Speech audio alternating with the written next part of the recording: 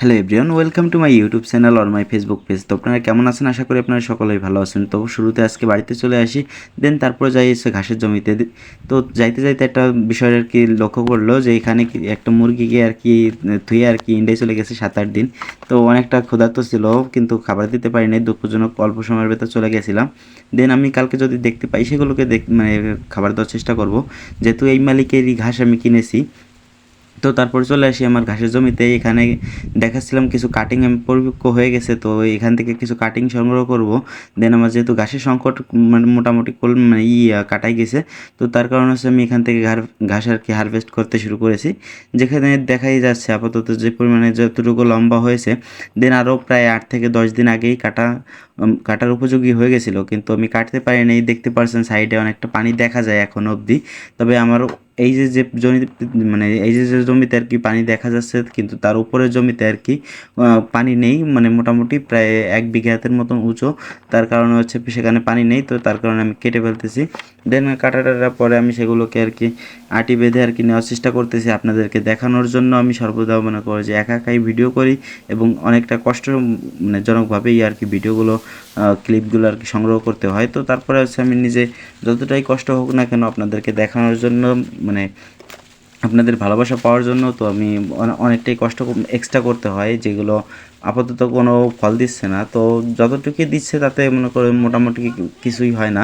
তো মোটামুটি দিচ্ছে, এটাই আমি খুশি। তো তারপর আমি চলে আসি ঘাসগুলোকে নিয়ে বাড়িতে, এবং আমাকে পিছন দিক থেকে দেখতেছিল এবং আমাকে নিয়ে সমালোচনা করতেছিল। এখানে হচ্ছে মহিলারা, ঠিক আছে, ওদের কাজই ওইটা।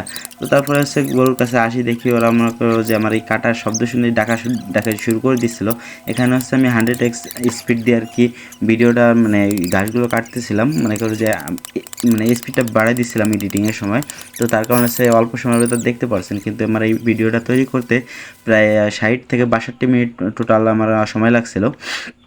মানে ক্লিপটা তৈরি হয়েছিল 60 থেকে 62 মিনিট। তো তারপরে সেখান থেকে আর কি মাত্র 6 মিনিট 53 সেকেন্ডের একটা ভিডিও তৈরি করতেছি। দেন তারপরে আমি বাড়িতে আসি, আসার পরে দেখতে পাই মুরগিরও খাবার নেই। তো মুরগিকে খাবার দেওয়ার জন্য চলে আসি। দেন এখানে যে টাইগার মুরগিটা দেখতে পারছেন, এই টাইগার মুরগিটা শুধুমাত্র আমার কাছাকাছি থেকে খাবার খায়, আর বাদ বাকি ফার্মি মুরগিগুলো একেবারেই মনে করে যে ধারেও আসতে প্রচুর ভয় পায়। তো তার কারণে আসছে মনে করে যে আমি যতক্ষণ না দরজা আটকাচ্ছি ততক্ষণ না ওরা মানে কোনোরকমভাবে খাবার খাইতে চাইবে না। তো তারপরে হয়তো বা আপনাদেরকে দেখানো হয় না, আমি এইদিকে ফ্যানজলও মানে গরুকে দিচ্ছিলাম।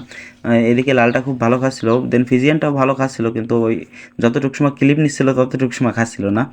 তো তারপরে হচ্ছে আমি আমার পরবর্তী কাজের জন্য আমি রেডি হয়ে যাই। দেন তারপরে আমি চলে যাই হচ্ছে মনে করি যে ঘাস আনতে, গরুকে আনে। যেহেতু প্রায় সন্ধ্যা টাইম, যে এই টাইমটায় হচ্ছে প্রায় 6টা কত 10-12 মতন বাজে। তো তখন হচ্ছে আমি মনে করেন যে আমি এই কাজগুলো করতেছিলাম। দেন প্রথমে হচ্ছে ফিজিয়ানকে দিই ঘাসগুলো, এবং তারপরে হচ্ছে রেড পাখি মানে যে শাহিওয়াল মানে বাছুরটা আছে, তো তাকে মনে করে দিই। কিন্তু এখানে দুটার মধ্যে একটা পার্থক্য, মানে একটা জিনিস মানে দেখার জন্য আপনাদেরকে আজকে হলো মূলত ভিডিওটা করা।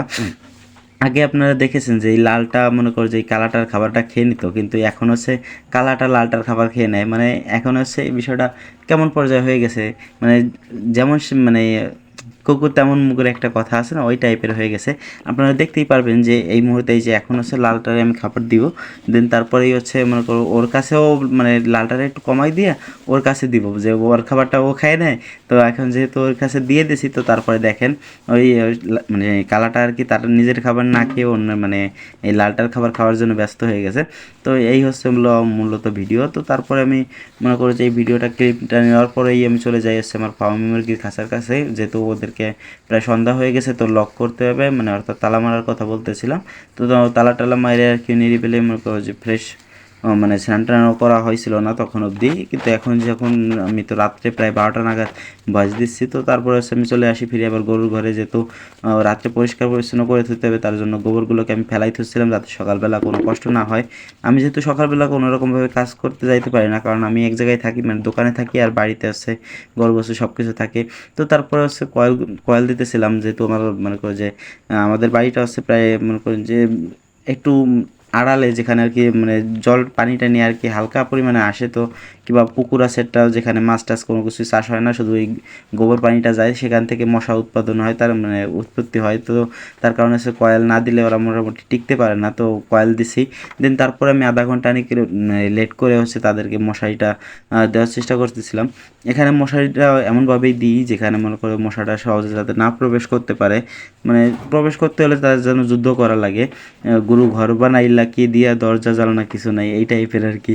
মনে করেন যে দরজা জানালা কিছুই রাখতে চাইনি, তারপরেও মশা আর কি সকালবেলা ভরে যায়, যেটা আমার বলছে আমার দিদি।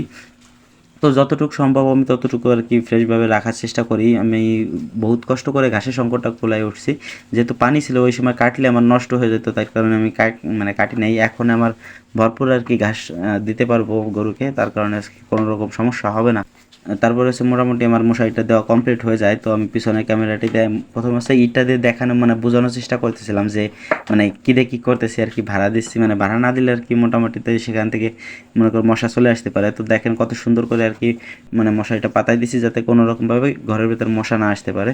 তো তারপরে আমার ঘরের মানে গরুকে আর কি লক টক করে আর কি চলে গেলাম হচ্ছে আমার মুরগির খাঁচার দিকে যাই হচ্ছে, মানে মুরগিকেও লক করে চলে আসলাম।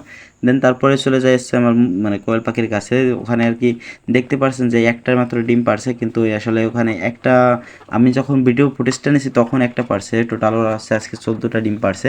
মোটামুটি কোয়েল পাখিতে যতগুলো ডিম দেয় ততগুলো থেকে মানে ওইগুলো বিক্রি করে মোটামুটি এই ফার্মি মুরগি এবং একটা টাইগার মুরগি, এই মুরগিগুলো চলা মানে খাবার খরচ চলে।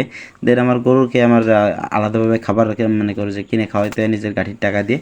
তো এদেরকে একটা দিকে সুবিধা পাচ্ছি যে কোয়েল পাখির টাকা দিয়ে আমার মুরগি হয়ে যাচ্ছে, মুরগিদের যখন প্রোডাকশন দিবে তখন অবশ্য লাভ হয়ে যাবে। তো ভিডিওটা আজকে এই পর্যন্তই রাখছি। তো টাটা বাই বাই, সবাই আমার জন্য দোয়া আশীর্বাদ ভালোবাসা রাখবেন যাতে আমার এই ছোট্ট প্রজেক্ট একদিন বড় আকারে করতে পারি। তো টাটা।